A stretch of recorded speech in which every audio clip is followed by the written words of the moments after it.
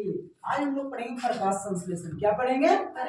पिछली क्लास में हमको बता दिए थे कि प्रकाशिक घटना अव्यक्ता कुछ अप्रकाशिक घटना बताए थे। जो सूर्य की प्रकाश की उपस्थिति में H2O छूटेगा उसको बोलते थे प्रकाशिक घटना। कुछ बोलते थे और बताए थे कि उसे हिल्स रिएक्शन भी कहा जाता है। कौन रिएक्शन? पूछता है ऑब्जेक्टिव में, जरा इस पर ध्यान रखिए। ठीक, चलिए आइए प्रकाश संश्लेषण याद रखेंगे तो जो सूर्य की प्रकाश की सहायता से, किसकी सहायता से? जो सूर्य की प्रकाश की सहायता से भोजन बनाएगा उसको हम लोग बोलेंगे प्रकाश संश्लेषण। क्या बोलिएगा? प्रकाश। लेकिन हम लोग थोड़ा सा परिभाषा जरा 5 नंबर में पूछेगा तो जरा इस प्रकार से लिखेंगे, है कि ना? तो आइए, सभी हरे पौधे, क्या बोलेंगे हम लोग? सभी हरे पौधे। सूखा पौधा नहीं, हरा पौधा। ऐसा पौधा, हरा पौधा। तो सभी हरा पौधा क्या करेगा? वायुमंडल से, कुछ से याद रखेंगे वायुमंडल में CO2 यानी कार्बन डाइऑक्साइड की मात्रा जो होता है 0.03% और यही VVI जो ऑब्जेक्टिव में पूछता है। आया समझ में? तो याद रखिएगा वायुमंडल से CO2 गैस कार्बन डाइऑक्साइड ग्रहण कर लेगा और जड़ से, कहां से? जड़ से जल को क्या करेगा? ग्रहण कर सूर्य की प्रकाश की उपस्थिति में, किसकी उपस्थिति में? सूर्य के प्रकाश की उपस्थिति में और तथा क्लोरोफिल दो जब मिल जाएगा तो वो ग्लूकोज का निर्माण करेगा। किसका निर्माण करेगा? ग्लूकोज का। उसे हम लोग बोलते हैं प्रकाश संश्लेषण। क्या बोलेंगे? तो सीधा भाषा में समझिए, जब इसका रासायनिक समीकरण की वायुमंडल से देखिए CO2 गैस लिया, कौन गैस लिया? वायुमंडल से CO2 गैस ले ले या ना ले? बोलिए। और बताइए जल से ले लेगा जल, जल से ले लेगा जल। और ये क्लोरोफिल पत्ती में होवे करता है, क्लोरोफिल होवे करता है। तो पत्ती में जब क्लोरोफिल होता है और जैसे क्लोरोफिल इंतजार करता है सूर्य के प्रकाश को, किसको इंतजार करेगा? सूर्य के प्रकाश को। जैसे सूर्य के प्रकाश उग जाता है तैसे ही अपना भोजन बना लेता है। क्लोरोफिल का काम है सूर्य के प्रकाश को अवशोषित करना। क्या करना? अवशोषित करना। याद रखिएगा क्लोरोफिल एकदम सीधा बोलता है सूर्य के प्रकाश, आओ आओ आओ और हम भोजन बनाओ बताओ। आया समझ में? ये अपना भोजन बना लेता है ग्लूकोज। क्या बना लेता है बाबू?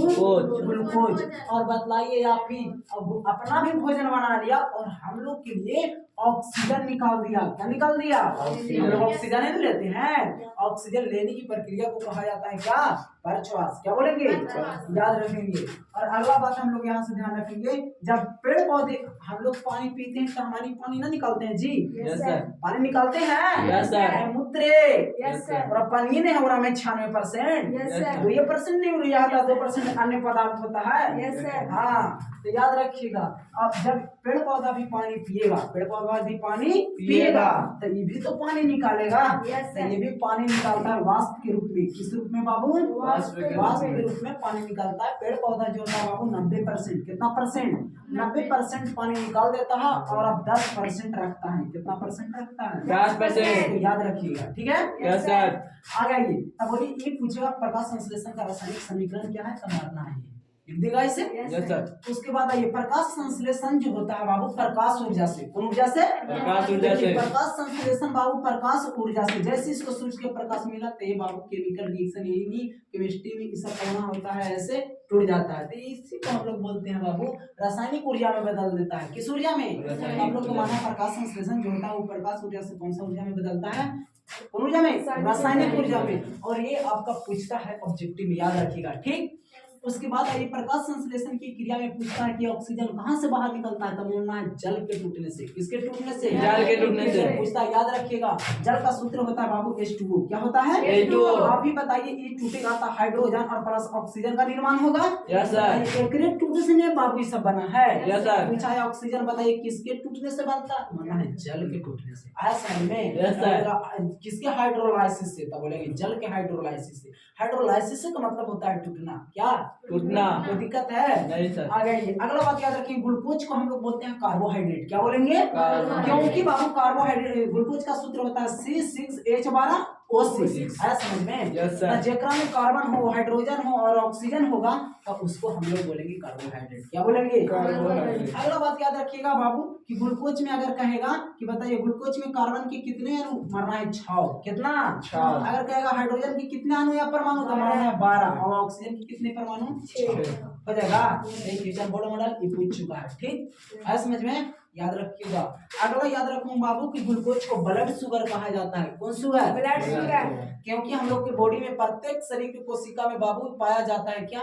तो प्रत्येक सेल में हम लोग के बाबू कोशिका में, याद रखिएगा ब्लड में यही पाया जाता है। क्या बोलते हैं हम लोग? Blood sugar. क्या आप बोलेंगे? Blood sugar. तो याद रखिएगा और एक बात याद रखिएगा बाबू, ग्लूकोज पता है ना हम लोग में, यानी प्रत्येक कोशिका में, यानी कहने का मतलब बाबू की रक्त में यानी ब्लड में, यानी प्रत्येक कोशिका हमारे शरीर के प्रत्येक सेल में होता है ब्लड। क्या होता है? ब्लड। और ब्लड में होता है ग्लूकोज। क्या होता है? ग्लूकोज। याद रखिएगा, इसी को हम लोग बोलते हैं ब्लड शुगर। क्या बोलेंगे? Blood sugar. तो याद रखिएगा ग्लूकोज को हम लोग इससे जैव ऊर्जा भी कहा जाता है। कौन ऊर्जा बोलेंगे?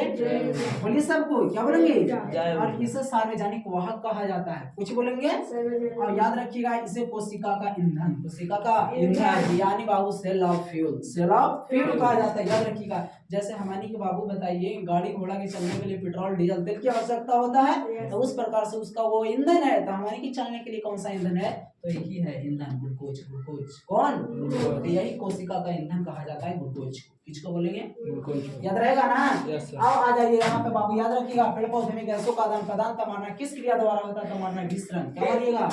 यही कह देगा पेड़ पौधे में जल का अवशोषण किस क्रिया द्वारा? मारना परासरण। क्या मारेंगे? याद रखिएगा, ये पूछता है एकदम एक ऑब्जेक्टिव में दोनों, ठीक है? समझ में याद रखेंगे। उसके बाद आ जाइए तनिक केमिस्ट्री के बारे में। किसके बारे में? पहला चैप्टर पढ़ना बाबू रासायनिक अभिक्रिया एवं समीकरण, रासायनिक अभिक्रिया एवं समीकरण। तो याद रखिए सबसे पहला टॉपिक पढ़ना पदार्थों में परिवर्तन या उसमें होने वाली अभिक्रिया। आया समझ में? तो पहले याद रखिए इसमें पदार्थों में दो प्रकार से परिवर्तन होता है। कितना प्रकार से? दो प्रकार। एक भौतिक परिवर्तन और एक क्या होता है? रासायनिक परिवर्तन। तो याद रखिए भौतिक परिवर्तन होता क्या है बाबू? तो सिंपल भाषा में याद रखो, बोलेंगे वैसा पदार्थ। क्या बोलेंगे? जो एक रूप से दूसरे रूप में बदल देते हैं, कुछ ही करते हैं, बदल देते हैं और पुनः उसी मूल अवस्था पे आ जाएगा, तो और हम लोग बोलेंगे भौतिक परिवर्तन। क्या बोलेंगे? भौतिक परिवर्तन। सीधा बोलो, जो मिल जाए, जो मिल जाए, भौतिक परिवर्तन। क्या बोलेंगे? तो बताओ, तो पानी से बर्फ, पानी से, तो बताइए पानी से बर्फ बनाएंगे तो फिर बर्फ से पानी ना बनेगा रे? तो बताओ कैसा परिवर्तन? भौतिक। बोलिए पानी पूरा गर्म करके वाष्प बना दो। क्या बना दो? और फिर बताइए बाबू वाष्प को ठंडा कर देंगे तो पानी ना बन जाएगा? तो आप मिल जा रहा है ना, तो जो मिल जाएगा भौतिक परिवर्तन, जो मिल जाएगा भौतिक परिवर्तन। अब आइए रासायनिक परिवर्तन। तो रासायनिक परिवर्तन याद रखिएगा वैसा पदार्थ जो एक रूप से दूसरे रूप में बदलने के बाद पुनः अपने मूल अवस्था पे नहीं आता है, उसको कुछ ही बोलेंगे हम लोग रासायनिक परिवर्तन। एकदम सीधा भाषा में बोलिए, जो ना मिले, कुछ ही ना मिले, रासायनिक परिवर्तन। क्या बोलिएगा? तो आइए बाबू यहाँ एग्जाम्पल से समझिए। बोलिए दूध से दही बनना, दूध से दही बनना। तो बताइए बाबू दूध से दही बनाएंगे तो दही से दूध बनेगा? बोलिए दही से फिर ना बनेगा, अपने मूल अवस्था पे ना आ रहा है। तो याद रखिएगा कैसा परिवर्तन? रासायनिक परिवर्तन। आइए मोमबत्ती का जलना, मोमबत्ती का जलना, मोम का जलना भौतिक परिवर्तन, लेकिन मोमबत्ती का जलना रासायनिक परिवर्तन। उसके बाद लोहा में जंग लगना, लोहा में जंग लगना, ये भी रासायनिक परिवर्तन। कागज का जलना, फिर बताइए कागज जला देंगे फिर जलने के बाद पानी हो जाएगा? कागज मिलेगा? नहीं मिलेगा। आ जाओ कोयला का जलना, कोयला जला दीजिए, पानी आदि छोटा टुकड़ा में बदल जाएगा, तो बताओ फिर उसमें कोयला ना बन पाएगा। आगे लकड़ी का जलना, ये सब किसका उदाहरण है?